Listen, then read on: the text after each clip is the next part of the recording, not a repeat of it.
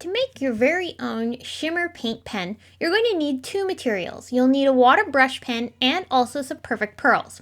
If you've never seen a water brush pen, it is a brush that has a detachable and also refillable reservoir that you can fill with water and use it just like a paintbrush but not needing an actual cup of water.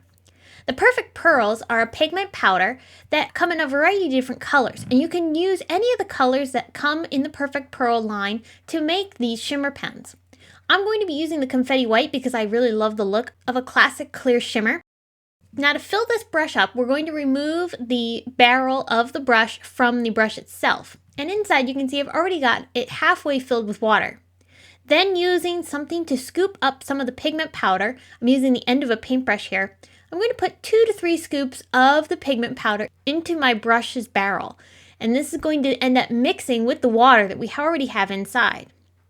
I'll put the cap back onto the brush and give it a really good shake.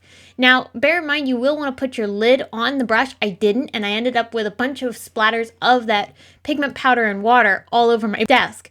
So do put the lid on when you go ahead and shake it.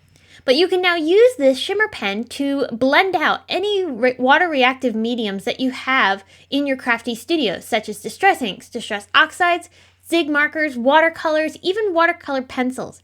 You can reactivate with this shimmer brush pen and give your watercoloring a really beautiful and shimmery appearance. Working with the perfect pearls is a fun way to get a new look on your water reactive pigments, and I hope you'll give this quick tip a try in creating your very own DIY shimmer pen. Be sure to visit us at simonsaysstamp.com for more crafty inspiration.